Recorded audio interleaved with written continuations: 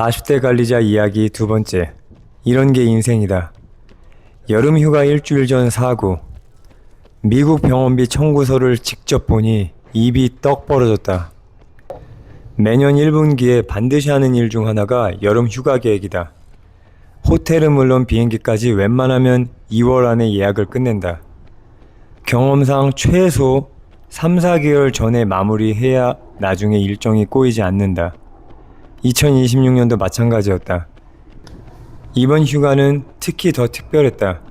세계에서 가장 아름다운 하프 마라톤 중 하나로 꼽히는 캐나다 로키 산맥을 달리는 밴프 하프 마라톤에 작년에 신청을 했었기 때문이다. 사진과 유튜브 영상을 보며 얼마나 기대했는지 모른다. 이번만큼은 기록 욕심을 내려놓고 경치를 즐기며 정말 펀런 해야지 라고 준비하고 있었다. 그리고 또한 오랫동안 버킷리스트였던 밴프 국립공원과 제스퍼 국립공원을 5일 동안 여행한다는 생각만으로도 아주 설레었다. 요즘 특히 이놈의 AI 붐 때문에 예상치 못한 프로젝트들이 계속 생겨 2026년 회사 생활은 유난히 바빴다. 그래서 주말 포함 약 10일간 쉴 수 있는 6월은 정말 손꼽아 기다려온 달이었다. 하지만 누군가 말했듯 오늘은 신의 선물이고 어제는 돌아갈 수 없는 역사이며 내일은 미스터리다. 우리는 마치 내일이 당연히 보장된 것처럼 살아간다. 하지만 살다 보면 내일은 늘 예상 밖의 모습으로 찾아온다는 걸 깨닫게 된다. 문제는 그러한 날들이 그 서프라이즈가 휴가 일주일 전에 찾아왔다는 것이다. 딸아이는 체조를 4년 동안 다니면서 단 한 번도 크게 다친 적이 없었다. 그런데 어느 날 체조학원에서 전화가 왔다. 따님이 발목을 다쳐서 빨리 데리러 오셔야 합니다. 달리기를 하며 비슷한 발목 부상을 경험해본 적이 있기 때문에 퉁퉁 부어오른 발을 보는 순간 마음이 너무 아팠다. 그래도 속으로는 생각했다. 뼈만 괜찮으면 된다. 뼈는 괜찮겠지. 그냥 심하게 삔 거겠지. 하지만 엑스레이를 찍기 전까지는 알 수가 없었다. 게다가 딸은 고등학교 치어리딩 팀 여름 훈련도 앞두고 있었기 때문에 훈련에서 빠지기 위해서는 의사 소견서도 필요했다. 그렇게 해서 우리는 병원을 갔다. 솔직히 나도 이렇게 생각하고 있었다. 어리니까 회복도 빠르고 일주일이면 많이 좋아져서 충분히 캐나다도 같이 갈 수 있을 거라고. 하지만 결과는 완전히 예상 밖이었다.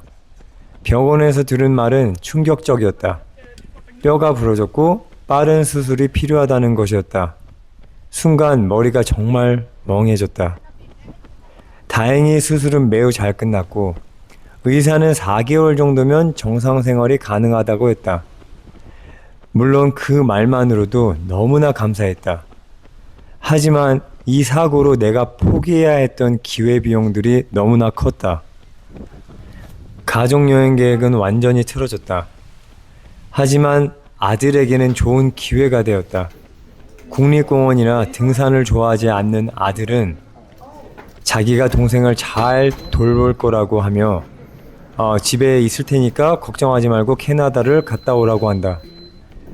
아들 덕에 와이프와 나는 예정대로 캐나다에 갈 수는 있었다. 하지만 환불 불가였던 비행기표 2장은 그대로 날아갔고 물론 일정 날짜까지도 꼬였기 때문에 밴프 하프 마라톤은 포기를 했어야 했다. 거기에 환불이 안 되는 딸의 치어리딩 여름 캠프 비용까지 비용만 합쳐도 이미 수백만 원이었다. 그리고 오늘 진짜 하고 싶은 이야기는 바로 미국 병원비다. 올해 6월 전까지 우리 가족은 모두 건강하고 특별한 사고도 없었기 때문에 회사에서 부담하는 미국 건강보험을 쓸 일이 없었다. 물론 주위에서나 미디어에서 미국 병원비가 얼마나 비싼지에 대해서는 들어서 잘 알고 있었다. 하지만 내가 직접 경험해 본 적이 없었기 때문에 내가 가지고 있던 건강보험에 대해서 굳이 필요하다는 걸 느끼지 못했고 차라리 이 비용의 반을 나에게 현금으로 주면 얼마나 좋을까라는 그런 생각을 하고 있었다. 하지만 이번을 계기로 미국에서 좋은 건강보험이 없다면 한 번에 모든 게 무너질 수 있다는 것을 깨달았다. 정말 다행히도 현재 우리 회사의 건강보험은 내가 다녔던 어떤 직장보다도 가장 좋은 건강보험을 직원들에게 제공한다. 그래서 실제로 우리가 부담한 금액은 약 450만 원 정도였다. 문제는 병원이 청구한 총 금액이었다. 청구서를 보고 눈을 의심했고 볼펜으로 동그라미를 치면서 확인하고 또 확인했다. 총 청구 금액이 16만 2천 불, 한화로 하면 약 2억 5천만 원이다. 정말 입이 딱 벌어졌다.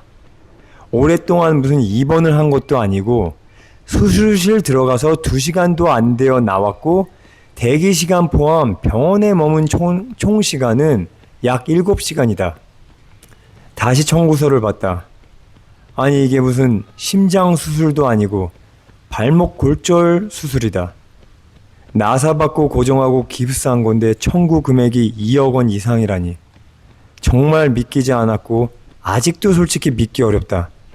저 금액의 대부분을 지불해야 하는 보험사도 금액이 과하다고 판단했는지 병원과 협상을 했고 최종적으로 약 10만 달러 수준으로 조정되었다. 그래도 한화로 1억 5천만 원 이상이다. 소름이 돋았다. 만약 내가 건강보험이 없었다면 정말 어떻게 되었을까?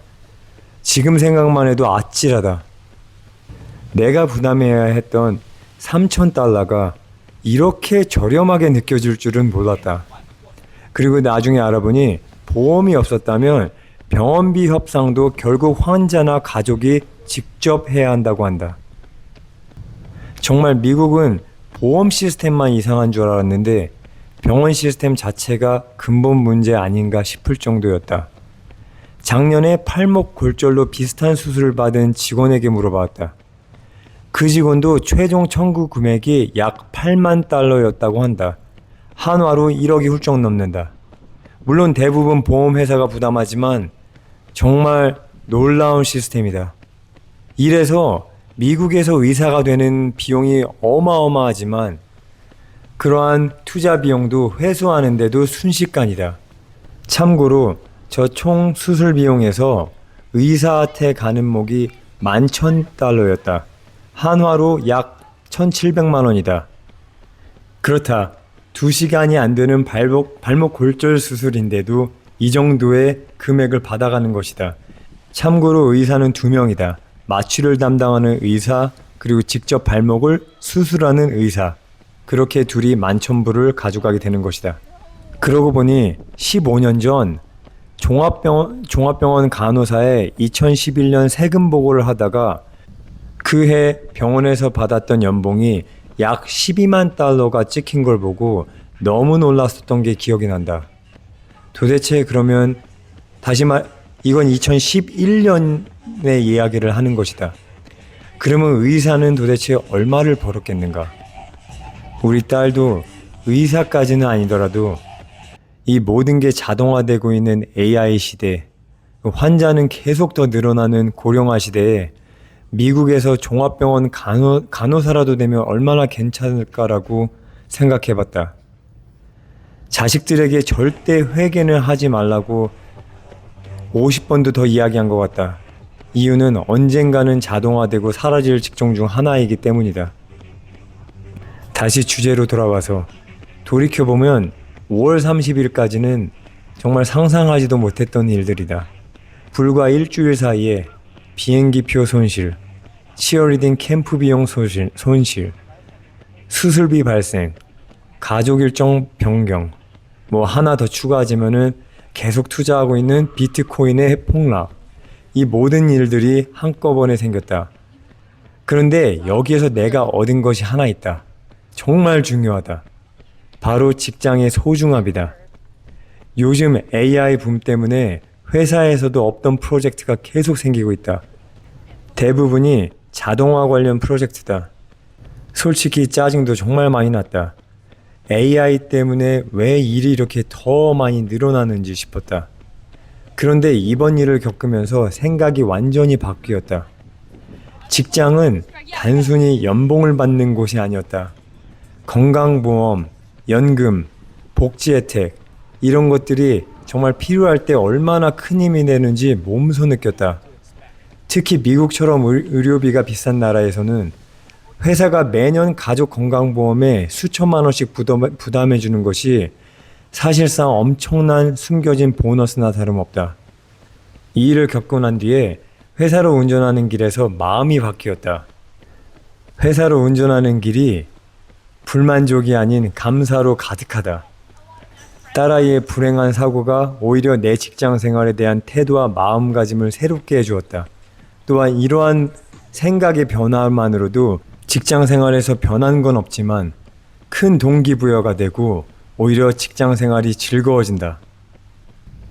비행기표 2장 약 100만 원. 딸의 치어리딩 캠프 약 150만 원. 병원비 약 460만 원. 일주일 동안 날린 돈은 적지 않은 돈이긴 하다. 하지만 이렇게 생각하려고 한다. 이 비용들은 내가 가지고 있는 것들에 대한 감사함과 인생을 배우기 위한 수업료였다. 다만 2026년 12월까지는 제발 새로운 뉴스 좀 없었으면 좋겠다. 살아보니 정말 그렇더라. 무소식이 희소식이다.